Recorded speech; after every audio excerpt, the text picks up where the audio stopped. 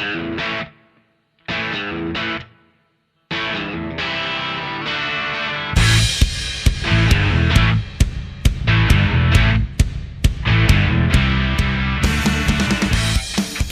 everybody, you join us here today for another pre-season preview episode, and today we are talking the West Coast Eagles. I am joined by Willow, who I'm assured is extremely excited to talk about the Eagles, to talk about possibly one of the hottest teams from the back end of last year, the most in-demand coach from last year. Willow, how are you going?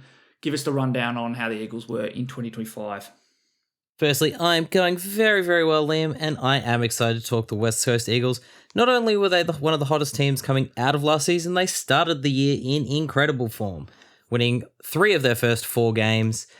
And that ultimately was a very, very important thing because it got them to a 6-win, 6-loss season, finishing 8th, giving them a first ever finals berth, which is pretty good for the Eagles, considering they had previously dwelled in the bottom half of the ladder.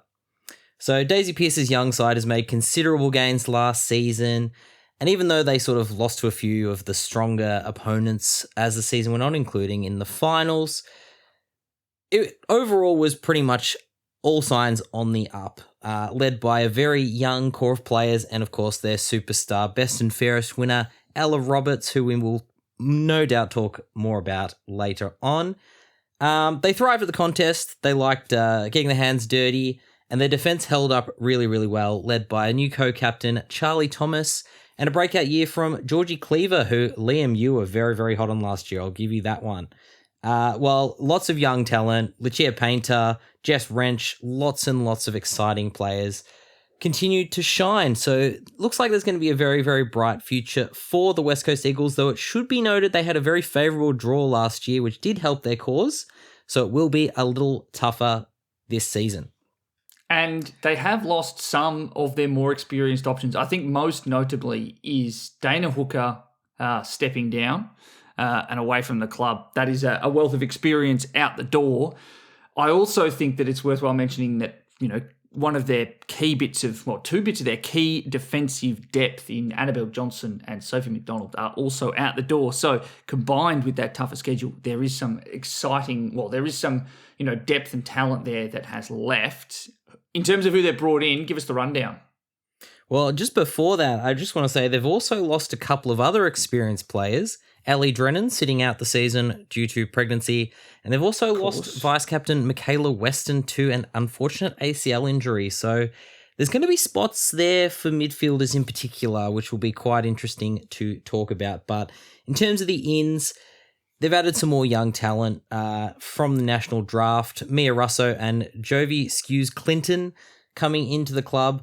They've also picked up Sienna Girardi in the preseason draft as well as Lily Smart. But the interesting ones were probably at the trade table, picking up Keely Skepper from Carlton, Alice Slocum from North Melbourne, and Lily Patterson from Port Adelaide. So some interesting young talent there, which is quite interesting how they will use those to replace some of the players that they have lost and that we've previously mentioned, with Annabelle Johnson, Kaylee Kavanagh, and Courtney Lindgren getting delisted. We also had the retirement, as you said, of Dana Hooker and Sophie McDonald, and Lucy Boyd made her way to Port Adelaide as part of the Lily Patterson trade.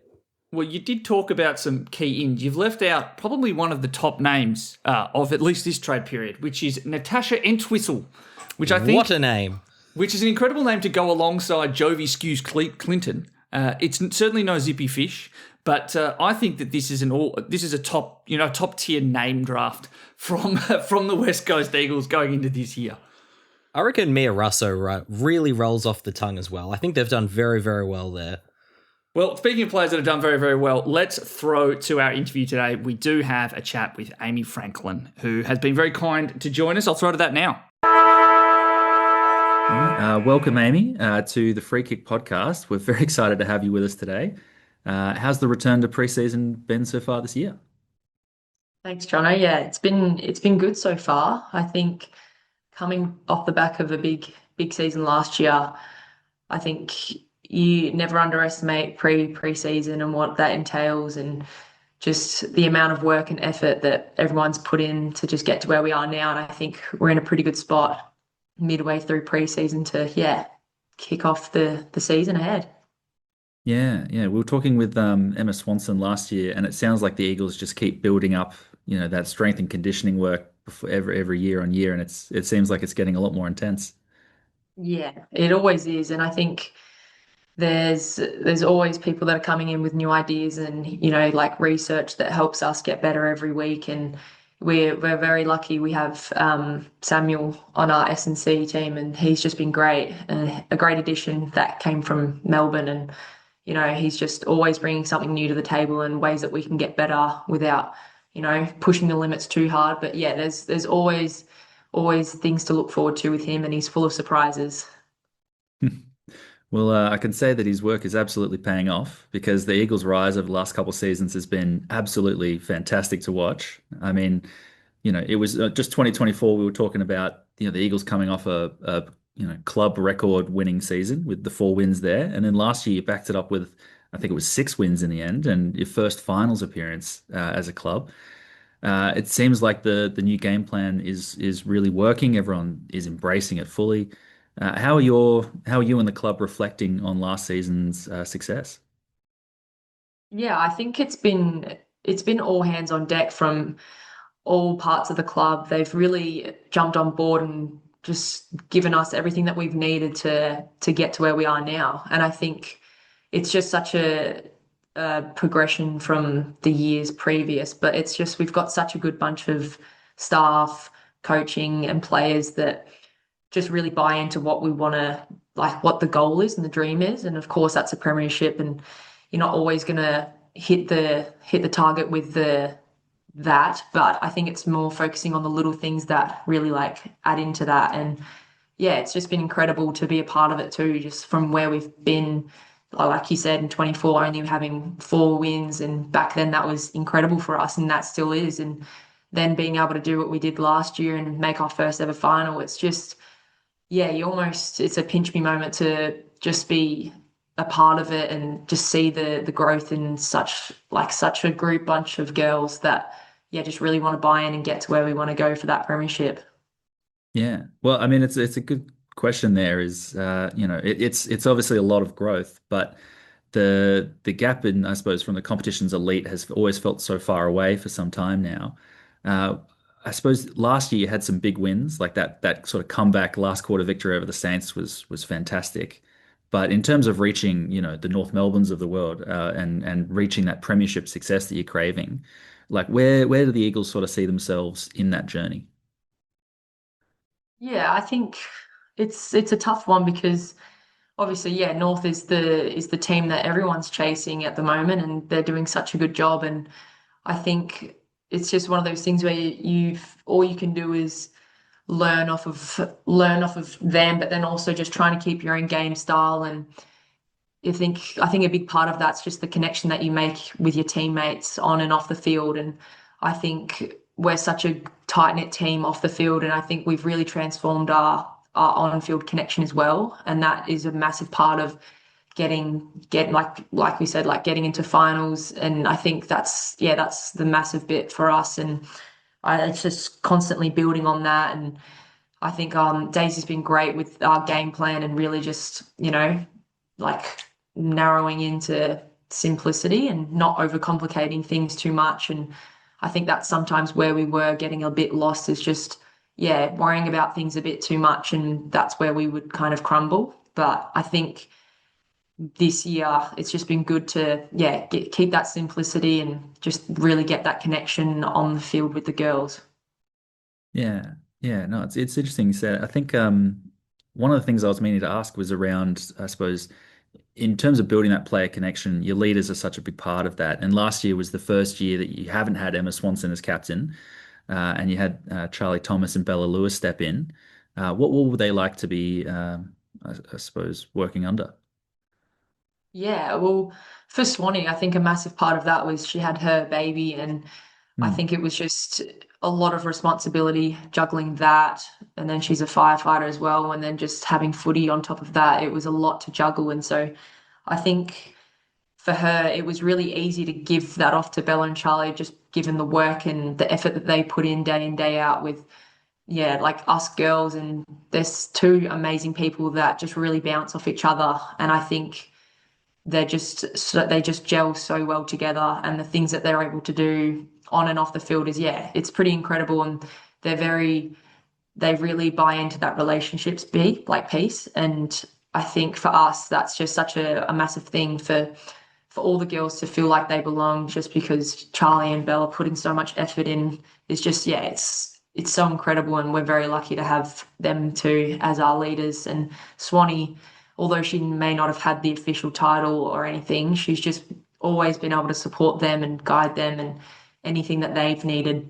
Yeah, she's always a phone call, or she's just easy to have a conversation with and help them with that.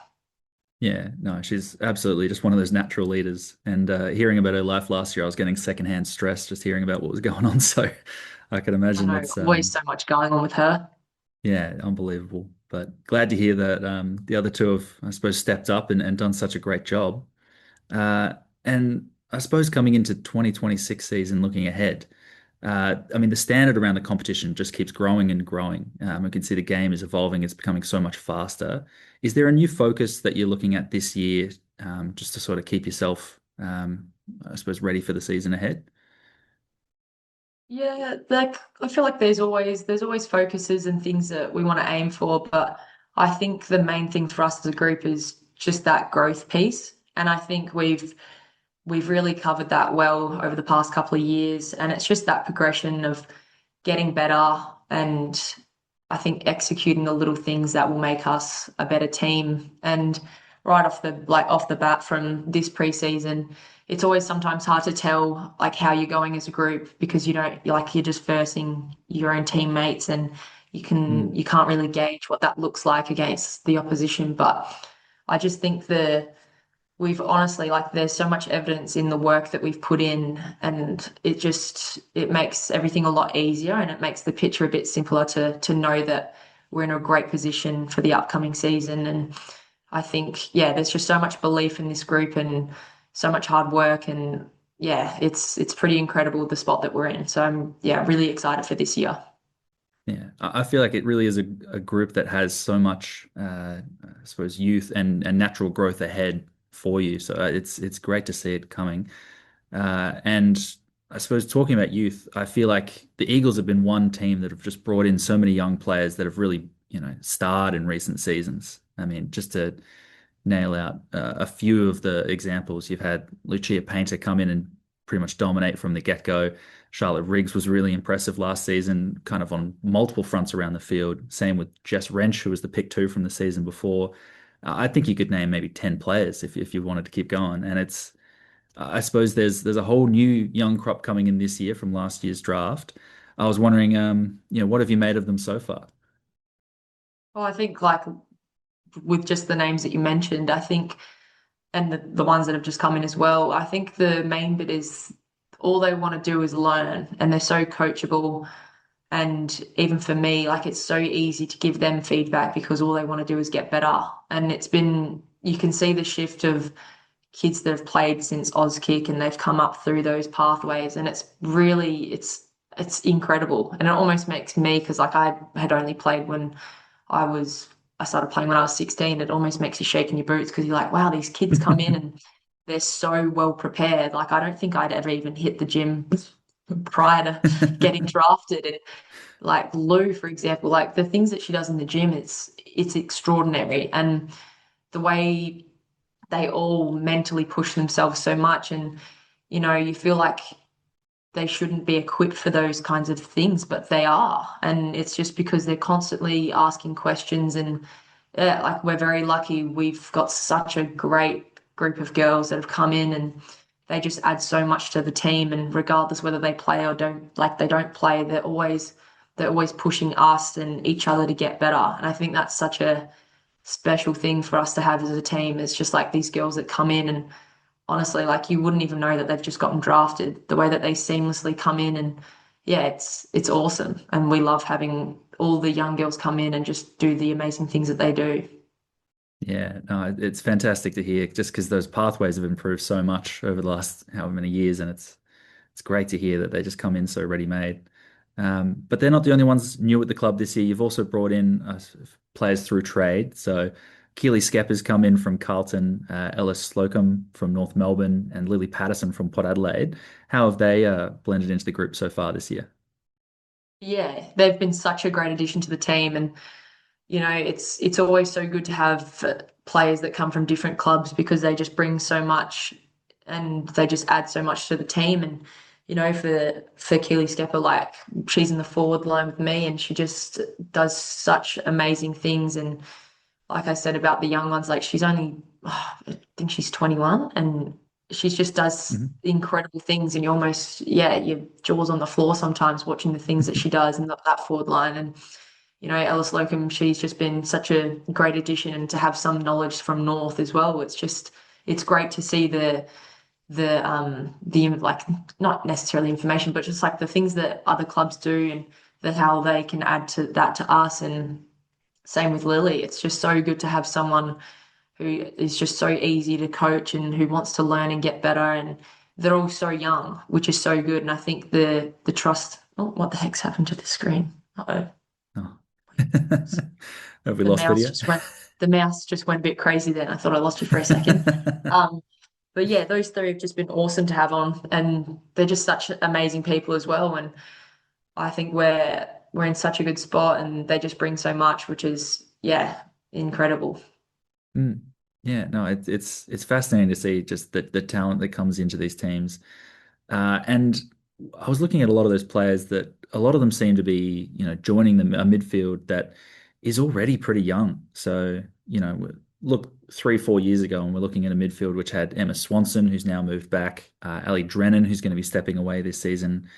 And I feel like the players that we're going to see running through the midfield are, very, very young. We're going to see the youth rule on the roost this year. Is that fair to say in the midfield? Oh, yeah, for sure. I'm pretty sure. Yeah. I know we say this a lot, but I'm pretty sure we are like the youngest team in the comp, probably by a mile. I'm sure, Yeah. just given even the additions through the trade. Like we're all, and I think it's such a thing that we're looking forward to. And people kind of say like, "Oh, you're so young," and blah blah blah. But I think it's more of we're really building the blocks for the future as well, and not just for the now. And I think that's such an important bit. And yeah, you look at our midfield, and we're probably all under 20, all under 23 years old in the starting lineup, and it's crazy. But like I said earlier about Lou, and like you just wouldn't even think of it. And it's awesome to have Bella, who's such an incredible leader in there helping that and build that up. Mm. And like they're never shy of again asking questions and always just like constantly getting better with that. And yeah, it's quite phenomenal. And also having Ella as well in there, it's yeah, they really lead from the middle in like what we do. And I feel like yeah, for us, age is just a number in that sense that yeah, we just have so much faith and belief in what they do in there. And there's not even a question of, oh, do you think they're a bit inexperienced or anything like that? It's just yeah, they just crack in and they get the job done. And I think that's all you could ask for in the middle Yeah. there. Yeah, no, absolutely. I felt with the talent that you have, it's hard to say, oh no, they're too young to be in there. We've just you got to give them a crack. Absolutely. Yeah, exactly. Yeah. And I mean, it's strange to say that she's one of the more older and experienced players, but Courtney Rowley would have been one of the more older players in there. But last year, one of the big tragedies was her doing her second ACL. I was wondering how her recovery is coming along. Yeah, well, Courtney and I were in the same draft year, and it's crazy to think that like we're classified as old now in terms of in our years. Like it's been 6 years for us, Yeah. so it's weird when you say that out loud. But yeah, Courtney, she's doing amazing, and she's gone through so much with that knee, and like it's just been such a pain in the ass. But you would never be able to tell. She just every day just cracks in, and all she does is puts herself first for that, and like to get herself all like ready for when she's able to come back. And yeah, she's doing amazing. And it's one of those things where it's not a linear process of from start to finish of when that she'll be able to come back, but she's just put in all the effort to get her in the right spot, and she's doing so well. And it's so good to just see her out there doing the things that she's doing. And yeah, she's just amazing. And you would never think that she's in like struggling with it, because she just is always putting on a brave face for us all. It's very impressive because I feel like a second ACL has got to do a number on your headspace. So it's, to come back from that, we'll be very excited to see that this season, hopefully. Fingers crossed. Yeah, Um, no, definitely. yeah. Another area of the ground I was hoping to talk about is the forward line that you're a part of. I feel like it's undergone such a massive change over the last couple of seasons, just in how you've moved the ball through there. You're now averaging 12 points more a game than you were before Daisy took over. Can you tell us a little bit about how the Eagles have gone about achieving that? Yeah, I think for us it was I think that was a big problem was just I think the mid forward connection and just I think a big part of that is also just keeping the ball in there, not even necessarily the goals that are getting scored. It was just about that pressure of, how much do we want the ball to stay in there? And that gives us so much more opportunity to score. And for me, in this season, it's been awesome to like it's just that connection piece. And I think that's a massive part of it because the more trust and belief that you have in your teammates, it's so much more predictable and easy to kick them the ball knowing what they're going to do and how they're going to handle the situation. And I think for us, yeah, we've got such a good mix up of people that bring so much. And like we've got the height, we've got the speed, the strength, and the will to want to keep the ball in there and score more score. Forget about points. Sorry, goals. We want to kick goals. And yeah, I think it's just that desire to want to do that, and we can really see that shift in the past couple of years as well, and just really just trying to keep that ball in there and score. Yeah, I did find it was interesting looking sort of some of the stats the Eagles produced last year, where I think you were the second most contested team in the competition in terms of how you're winning the footy. I mean, when you've got players like, Jess Wrench coming through as a wrecking ball and like the tackling pressure across the team is just absolutely insane. Yeah, Yeah. and I think with Renchi and even Roxy as well, like they're the two players Mm. where you hate playing on them, and some moments you can get a bit frustrated in training, but you almost reflect and you go, oh, well, they're just making us better, and there's no drill or anything where they half-ass it or they don't go 110%. I don't think Renchi actually knows what anything less would look like. She just Yeah.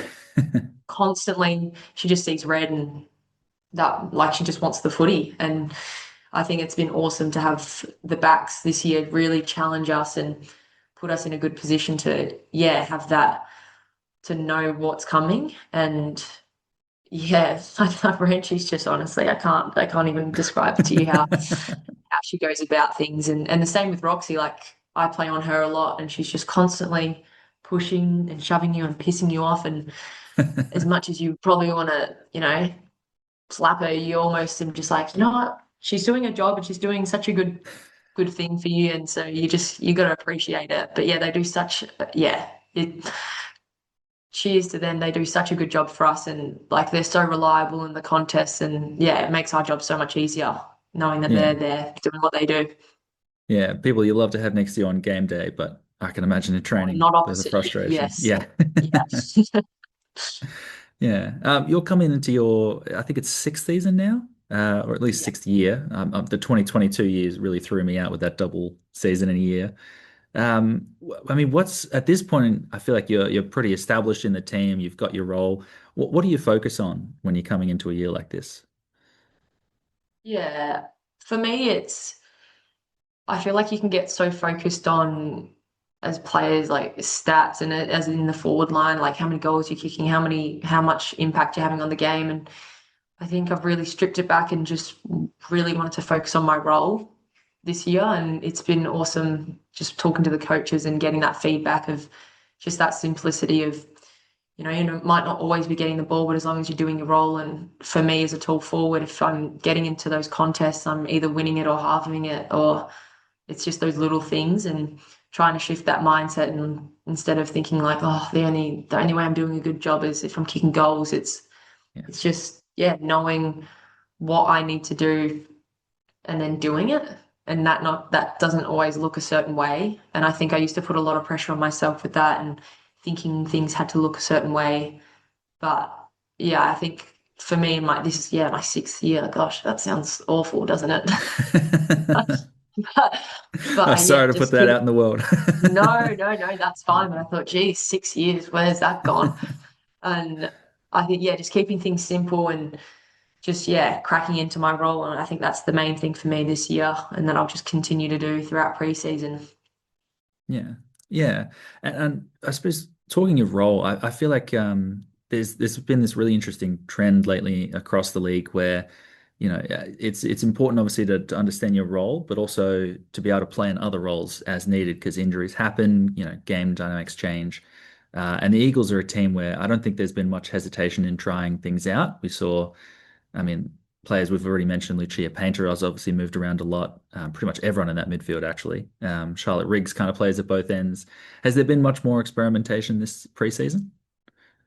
Yeah, we're very flexible for sure. And, Roxy used to be in the forward line and has now, like, for that second half of the year, gone back. And it's just, yeah, we're very lucky. Like, you wouldn't even know about it. And we're very flexible and we're constantly trying out different things that we may think may not work, but then they end up working. And yeah, I think to have that flexibility and just in case, touch wood, none of that ever happens, but just to have that flexibility and know that you don't have to even second guess putting someone in a different position. And it's quite amazing. And especially for, like you said, like Charlotte Riggs, she's been awesome. I could think of all the positions and she could go out there and execute her role to a T. And it's just one of those special things that we have, is that depth in not only our own roles in our positions, but other roles, and just being able to sometimes roll the dice and, being able to put someone somewhere else. And it's just, yeah, like,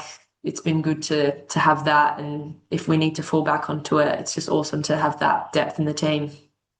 Yeah, yeah, absolutely. Last question, and thank you so much for coming on. We've loved having you. Last question is one that we like to ask, basically every preseason, which is, who have you been most excited watching at the Eagles this preseason and looks ready for a big 2026 ahead? Oh, that's a good question. Uh, I'd honestly say down the forward line with me is Lauren Wakefer. Like, the things that she was able to produce last year, and talk about being able to shift your position just Mm. because you need to. She was a lot of the time thrown into the ruck sometimes, and being able to be that, yeah, one of those rucks to help the other girls out. And she's just so, oh, I can't even describe it. She's just such a hard nut and will not give up on the footy. And sometimes, like, you see her chase someone 50 meters and doesn't even touch the ball, but it's just that pressure that she wants to put on to, and then it helps her teammates out. And yeah, I think for her, building that confidence up, and this year you can see that a lot. And I think the history and the evidence that she had last year just gives her that confidence to keep growing and keep pushing herself. And she's just such a reliable, like, player. And I know that the mids constantly are looking for her in the forward line, and it's just so easy to know her patterns and what she's going to be doing. And I think for her this year, yeah, she's just such an exciting player that I love working alongside. But just, yeah, I think I'm really excited to see what she can produce this year. And yeah, just keep growing and keep building that confidence and having that belief in herself that she can do, like, sky's the limits for her. And so yeah, I think everybody should be watching out for her this year. That's exciting to hear. We'll have to keep an eye out for sure. Yeah. Well, thank you so much for joining us. Really appreciated having you. And yeah, good luck for the 2026 season. No, thanks, Jono. Thank you. Thank you so much for having me.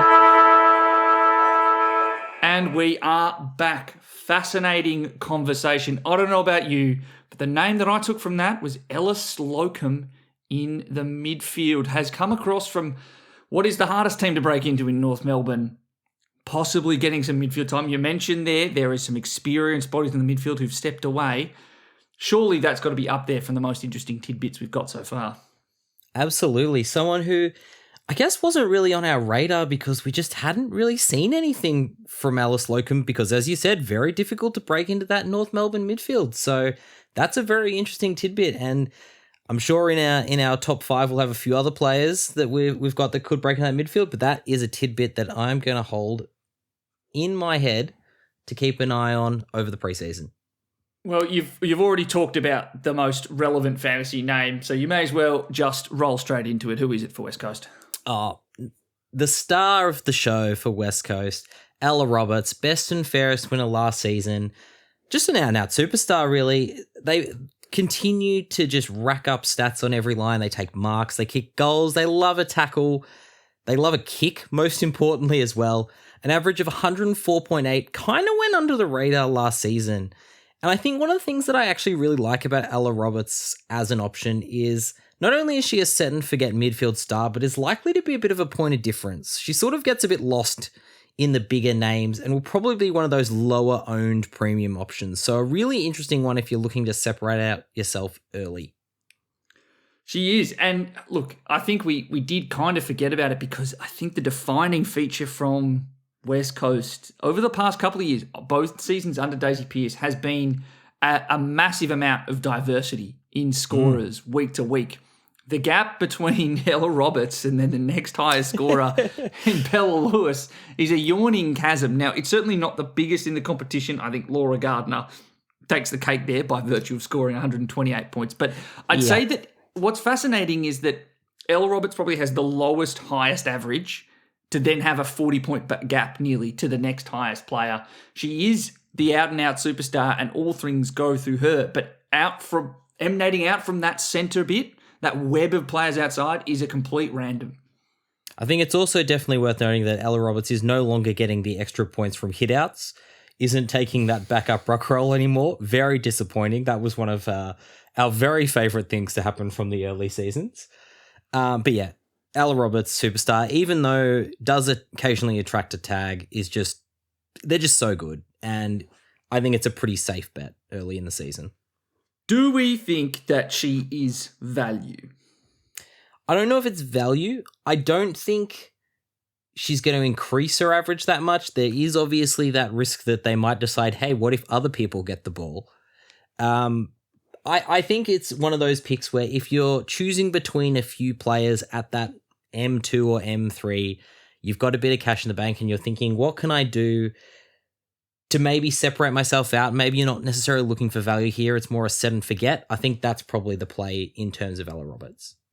Yeah, I think it's going to be a fascinating one to track. That 106 average in her last 5 games, which included, I think did she miss the final game of last year with an injury kind of out of nowhere? It's certainly going to be fascinating. So, yeah, it's going to be fascinating to kind of see what she can do, because I think we all agree Ella Roberts is capable of 30 touches, a goal, 5 marks, 10 tackles type of player. Just when are we going to see it, or are we going to see it at all? Let's move on to another early draft pick who has shown a lot early. Maybe not Ella Roberts levels, but certainly something. Yeah, I'm looking at Lucia Painter. Probably going to be listed as a midfielder, but averaged a very respectable 57. Could be a forward. I'm gonna hazard a guess at a forward because I think it was only like a 20 or 30% CBA average for the year. Put it this way, if it's a forward, it's almost a lock for me. I rate Lucia Painter that highly. And it started with a very, very good 95 against, albeit the Gold Coast last season. She's one of those players that makes things happen, kicks goals, and while her scoring did fade away as the season went on, she was a first-year player, so we give her that leniency. And I think something that Jono in particular has been very keen on is that compared to our men's game where people talk about the third-year breakout for midfielders, it's a second-year breakout for players in the AFLW, and Lucia Painter is right in that window. I can see her easily jumping up to a 70 average if that midfield time does increase. I just think she's that talented a player. But regardless, I think if she is forward listed, that immediately jumps her up my rankings. I couldn't agree with you more. I think that so there was a talk in that interview with Amy Franklin about, all the midfielders being about 2 years old. I think she said maybe 23, but, I think 23, but 23, I mean, they're the same number. Same. They're the same number. It's young. I think that if you're going to talk about that, I think Lucia Painter is right up there. I think with the likes of some of the players that they've lost, they probably are in need of a bigger crash and bash body. I think Lucia Painter showed herself to be that. She did put herself in harm's way quite a lot and played through a lot of discomfort late in the season in their back-to-back games against West Coast. So I think that Lucia Painter is extremely high on my list. I think she's got 70-plus potential this year, and that is a lock or a near lock for my forward line, at least at this very early stage of the preseason. I think that one of the big questions we might have about West Coast is if it's not Lauren Wackfer in the forward line, I worry that they may be a little inconsistent. Wackfer had a great end to the season. I think Lucia Painter will still be spending some time forward. I think that she was just too good, albeit obviously her best forward game was her first against West Coast. But I think Gold Coast. I would be surprised if it's full-time midfield. I would be surprised if it's no midfield. I think I'd be surprised at this stage if she's not in my side to start the year. Yeah, and I think that's the thing is we're not expecting full-time CBAs, but even a little bit extra midfield does the job. And you've done well to say that Lucia Painter ended up playing West Coast 3 times in a season there as a West Coast player.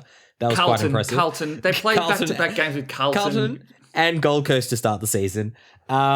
But speaking of West Coast and players that regularly play for West Coast, number three is the co-captain, Charlie Thomas, a big name player for fantasy lovers, someone that we always seem to talk about simply because they're just so consistent. A 65.8 average last season.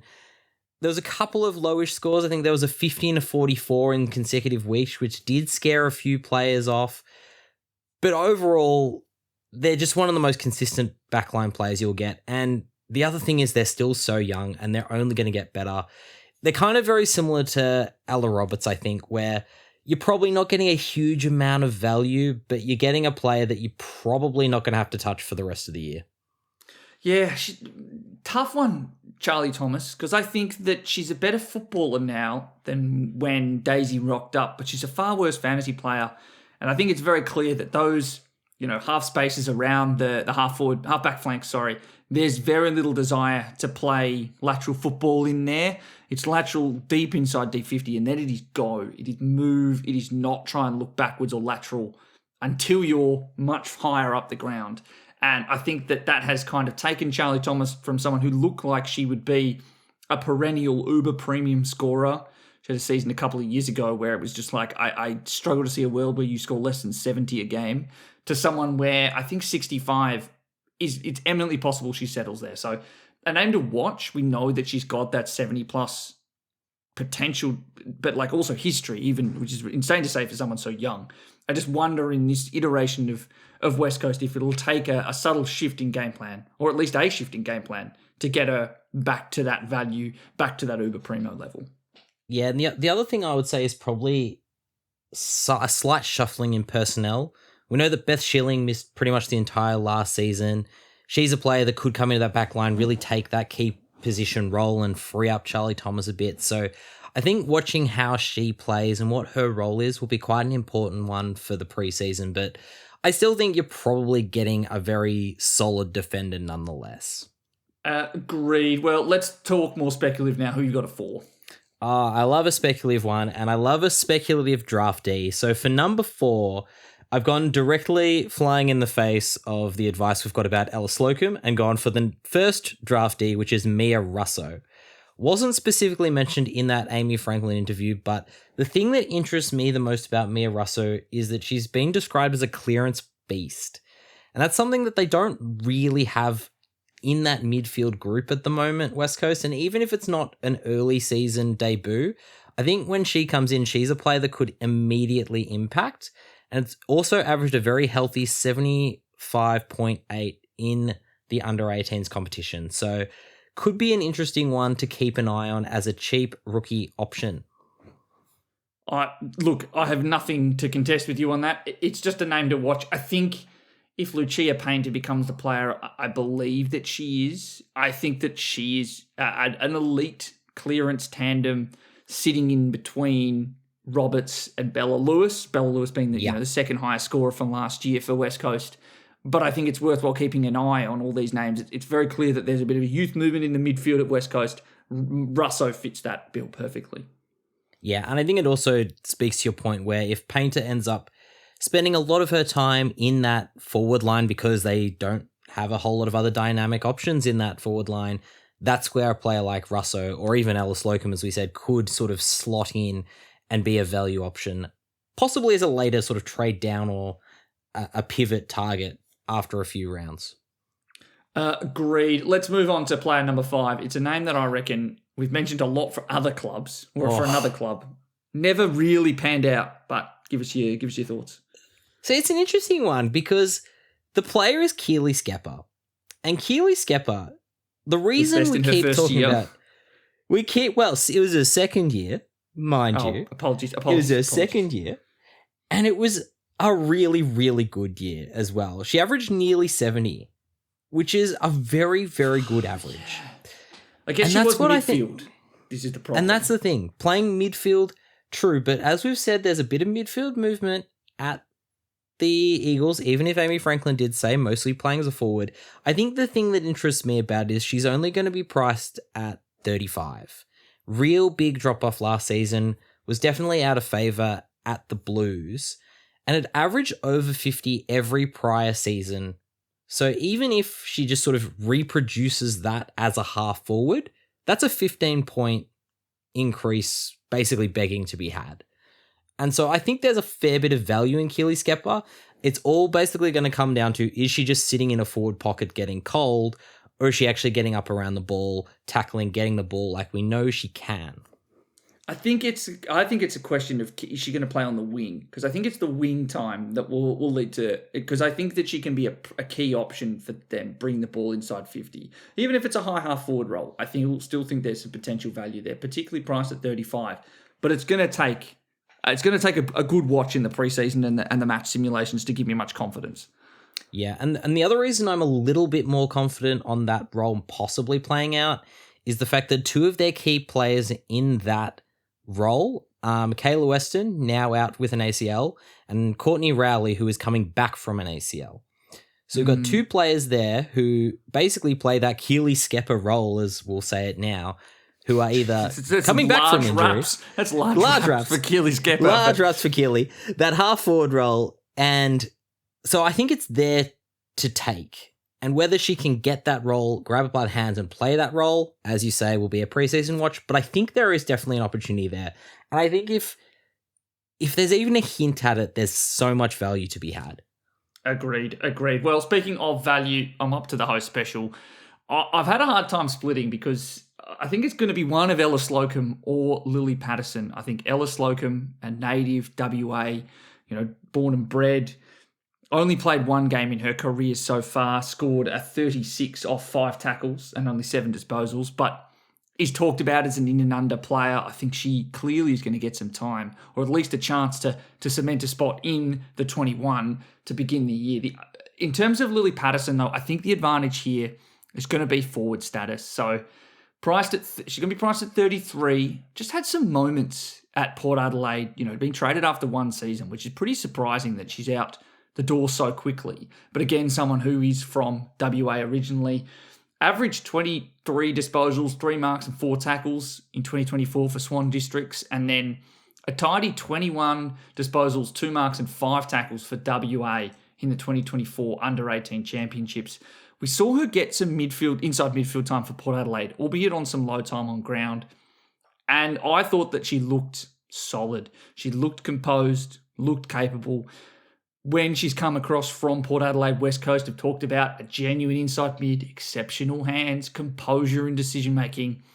That says to me, again, we've picked all these players, and half of them are like, who's going to get the inside mid role and be that extractor, that clearance player, clean hands to get it to the outside runners. I think Patterson really fits that bill for me.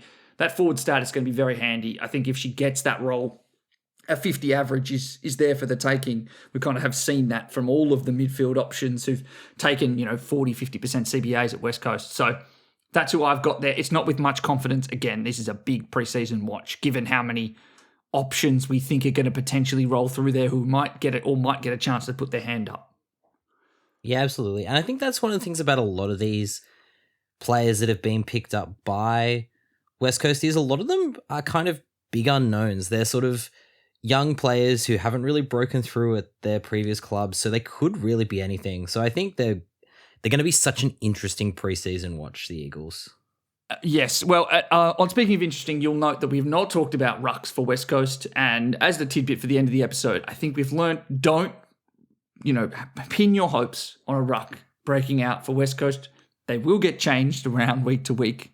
Don't trade them in. Don't start them in your team. You're better off without them. You just know that if Mel was here, Sarah Lakai, 100% the host special. I am aware, but Mel is not, and therefore Sarah Lakai, that's the first mention she's got. We've kept Sarah Lakai talk to a minimum.